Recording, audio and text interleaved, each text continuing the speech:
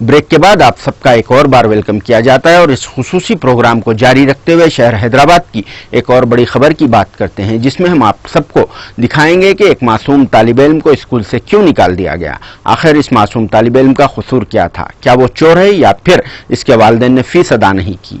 तो चलिए हमारे नुमाइंदे मोहम्मद यूसुफ की रिपोर्ट का खुलासा आपके सामने पेश है।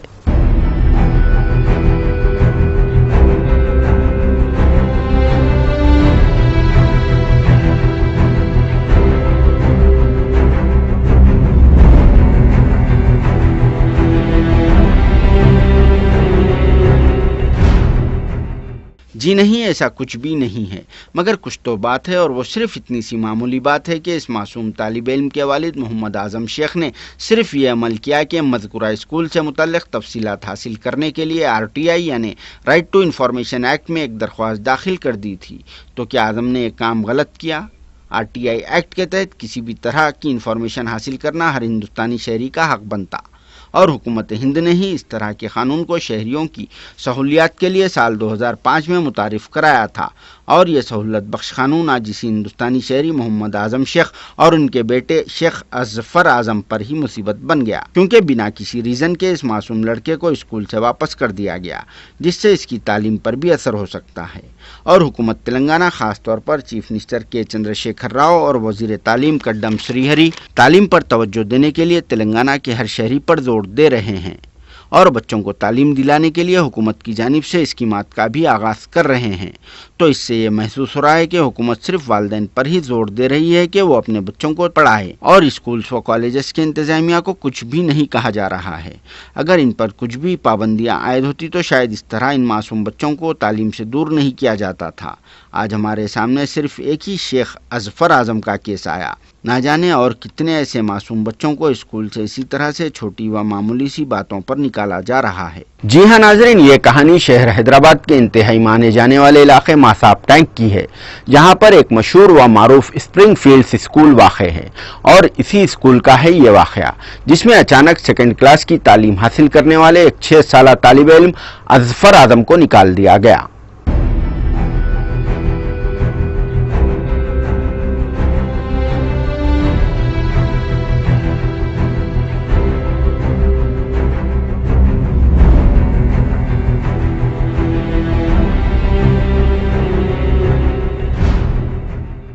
शेख अजफर आजम मोहम्मद आजम शेख नामी BCom LLB के फर्जंद है और आजम शेख अहमदनगर फसलांसर के रहने वाले हैं, जिन्होंने अपने इस मासूम बेटे को तालीम दिलाने के लिए मज़कूरा स्कूल में दाखिला दिलाया था और यह मासूम लड़का इस स्कूल में सेकंड क्लास की तालीम हासिल कर रहा था, मगर आज वो बिना किसी तालीम के घर में ही वक्त गुजारने पर मजबूर हो गया, क्योंकि स्कूल इंतज़ामिया ने बिना किसी वजूहत के इस मासूम लड़के को स्कूल आने से रोक दिया। और इस वाक़े ने पुराने ज़माने का दौर याद दिला दिया, क्योंकि अक्सर व बेशतर अजला व दीगर छोटे मुकामात पर इस तरह के वाक़यात सुनने को मिलते थे कि गुर्बत की वजह से फ़ीस की अदम अदायगी पर स्कूल व कॉलेजेस में से तलबा को निकाल दिया जाता था।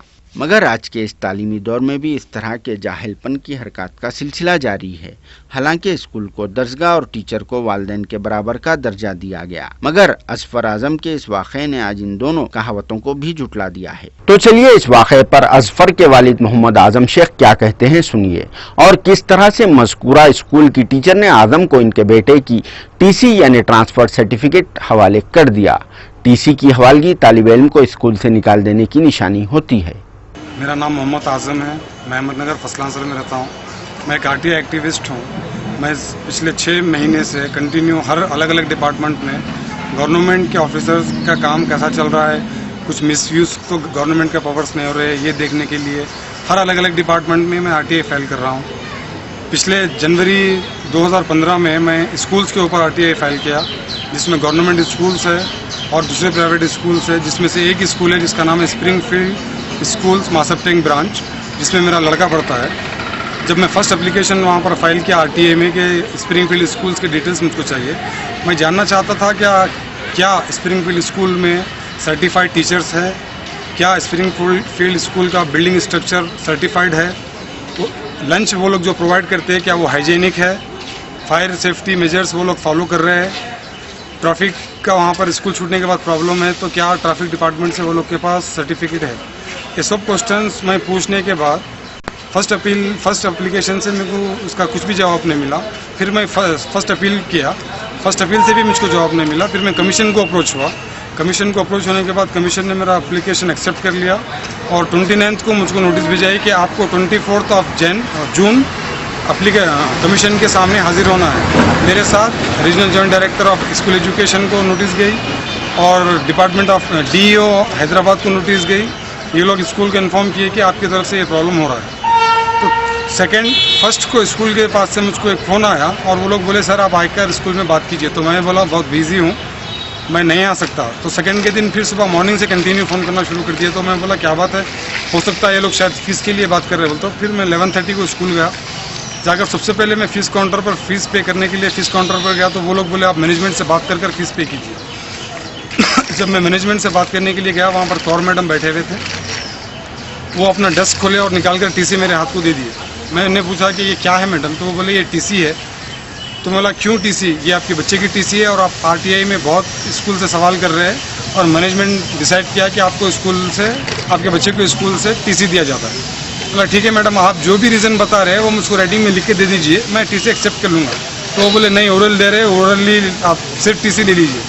मैडम पूरे स्कूल के एडमिशन क्लोज हो गया, आप अभी TC दीजिए तो मेरा मुस्तकबिल कैसा होगा मेरे बच्चे का। तो लोग बोले अब देखेंगे कौन से स्कूल में आपको बच्चे को एडमिशन मिलता है, अब आप TC लीजिए और बाहर निकलिए। तो मैं बोला TC तो नहीं चाहिए, आप एक्सप्लेनेशन देंगे तो मैं TC लूँगा, नहीं तो नहीं लूँगा। तो लोग बोले एक्सप्लेनेशन राइटिंग में नहीं देंगे बोल। तो मैं वहाँ से उठ कर आ गया। फिर मैं वहाँ से निकल कर सीधा मेरे एडवोकेट साहब के पास अप्रोच हुआ।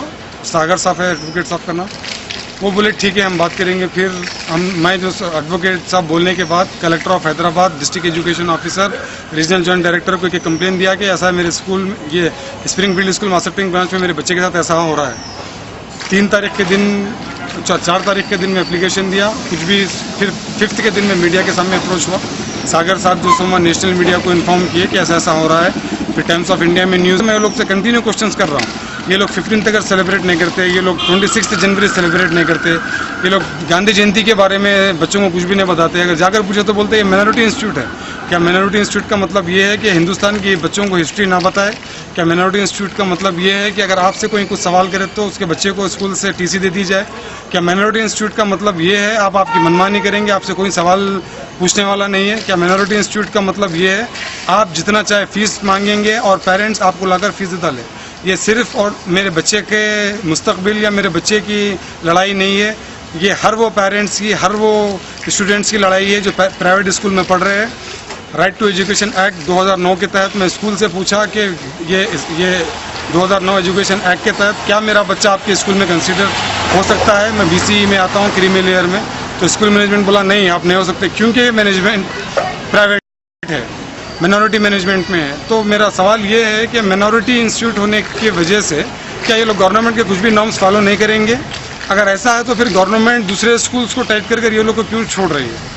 मैं आपके चैनल के ज़रिए गवर्नमेंट से, यहाँ पर आप देख सकते हैं कि मैं ये लोग से पूछ रहा हूँ, right of children to free and compulsory education act 2009 के तहत क्या आप मेरे बच्चे को वीकर सेक्शन में कंसीडर कर फीस, ये आप इसकी फ़ीस कंसीडर करेंगे? तो ये लोग बोले नहीं, हमारा स्कूल 2009 एजुकेशन एक्ट में नहीं आता, हम लोग आपके बच्चे को कंसीडर नहीं करेंगे, लिहाजा आप एप्लीकेशन ले लिए।